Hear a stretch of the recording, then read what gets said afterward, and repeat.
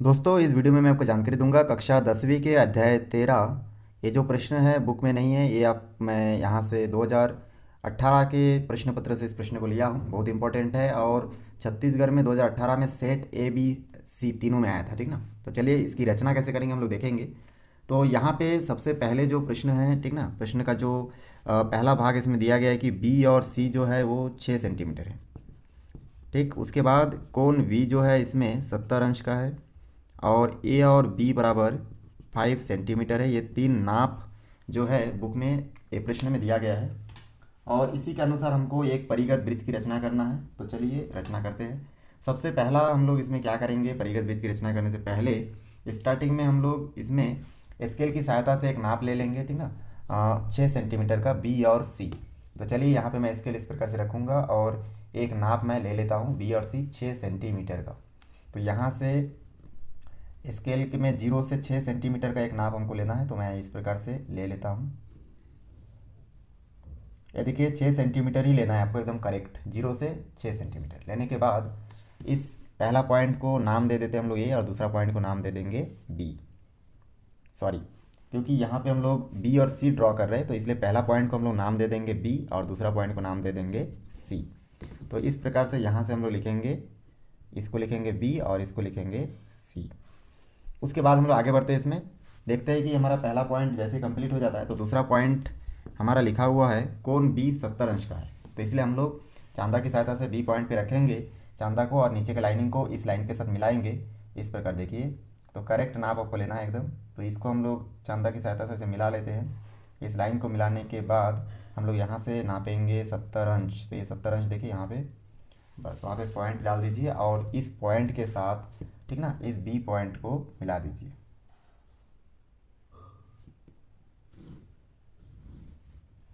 उसके बाद देखिए यहाँ पे ये जो कोण है ये कितना का बन गया, 70 अंश का। तो यहाँ पे 70 में लिख लेता हूँ।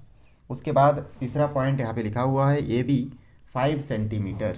तो 5 सेंटीमीटर बोलने का मतलब ये हमको मालूम नहीं, लेकिन बी कोण हम लोग देख रहे हैं कि 5 सेंटीमीटर तक होना चाहिए, ठीक ना। तो इसलिए हम लोग क्या करेंगे, पुनः स्केल में 5 सेंटीमीटर नाप ले लेंगे। तो स्केल को इस प्रकार रखता हूँ मैं और उसके बाद देखिए यहाँ पे इस प्रकार से मैं नाप ले सकता हूँ 0 से 5, ठीक। उतना फैलाइए राउंडर को जितना आपको चाहिए। तो देखिए 0 से 0 के सीधा में रखा और ये हमारा 5 सेंटीमीटर का नाप मैं इसमें ले चुका हूँ। लेने के बाद, ठीक ना, उतना का मैं बी पॉइंट पे रख के एक चाप खींचूंगा, क्योंकि हमको ए और बी 5 सेंटीमीटर बनाना है। बी हमको मालूम है, ए हमको मालूम नहीं है।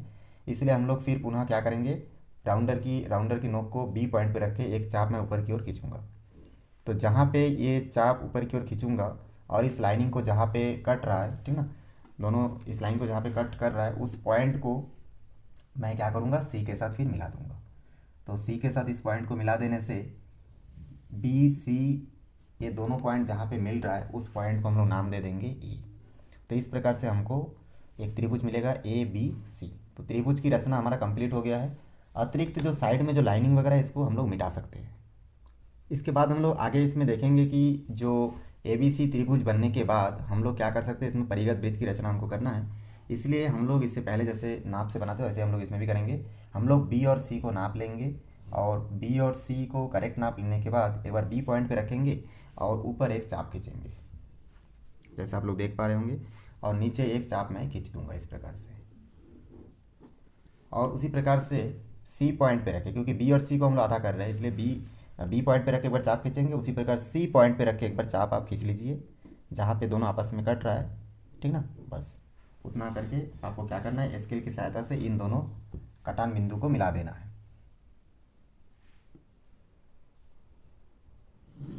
सावधानी से आप लोग बनाएंगे तो कोई इसमें गलती नहीं होगा। उसके बाद देखिए जो अतिरिक्त जो चाप है इसको आप लोग मिटा दीजिए, इरेज कर दीजिए, ठीक ना। इरेजर से आप इरेज कर दीजिए। उसके बाद हम लोग इसमें देखेंगे कि और एक भुजा को भी अलग करना है, तभी हम लोग बता पाएंगे कि हमारा केंद्र कहाँ होगा, ठीक ना। तो ये दोनों भुजाओं को इसको इरेजर की सहायता से जो अतिरिक्त बचा हुआ था लाइनिंग उसको मिटा दिया। अब हम लोग ए और बी और सी को अलग करने के बाद ए और बी को भी हम लोग नाप लेंगे और इसको फिर आधा भाग में बांटेंगे, ठीक है। तो इसको बांटने के लिए फिर ए और बी का नाप ले लिया और बी पॉइंट पे रख के एक चाप में, ठीक है ना, बी और ए को आप लोग एकदम करेक्ट नाप लेना है चलिए ये देखिए करेक्ट नाप है ये, ठीक है, एकदम करेक्ट होना चाहिए। थोड़ा सा गलती होगा तो आपका फिर वृत्त नहीं बन पाएगा। यहाँ पे ऐसे करके ए और बी के ऊपर तरफ एक लाइनिंग खींच लीजिए, नीचे तरफ एक लाइनिंग खींच लीजिए, और उसी प्रकार से ए पॉइंट पे रख के, ए पॉइंट पे रखिए और फिर एक चाप ऊपर की ओर, एक चाप नीचे की ओर। तो देखिए ये जो चाप है, इस बी पॉइंट पे जो चाप हम लोग खींचे थे ना, उससे टच नहीं हो रहा है। तो बी पॉइंट पे फिर पुनः रखिए और इसको फिर पुनः क्या कर दीजिए, इस चाप को थोड़ा सा आगे बढ़ाइए। तो देखिए आगे बढ़ाने के बाद यहाँ पे कट रहा है, ठीक ना, मतलब बी पॉइंट का जो चाप है ना वो टच नहीं कर रहा था ए पॉइंट के द्वारा खींचा गया चाप को, इसलिए बी पॉइंट पे रख के पुनः मैं इसको घुमाया तो फिर टच हुआ। देखिए बी पॉइंट का चाप दोनों तरफ, ठीक है। उसी प्रकार से ए पॉइंट पे रखिए इस प्रकार से, और ए का चाप देखिए यहाँ पे टच हो रहा है, यहाँ पे इस पॉइंट पे और इस पॉइंट पे, ठीक। तो इन दोनों को फिर आप लोग क्या कीजिए, स्केल की सहायता से मिला दीजिए। इन दोनों कटान बिंदु को स्केल की सहायता से आप जैसे मिला दोगे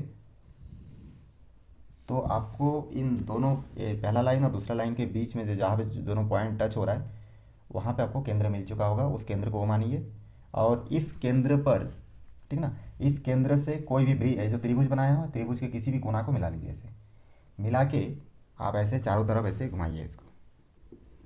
तो जैसे आप घुमाएंगे तो आप देखेंगे कि आपको एक वृत्त प्राप्त होगा जो कि इस त्रिभुज के सभी कोनों को टच करता है, ऐसा करके।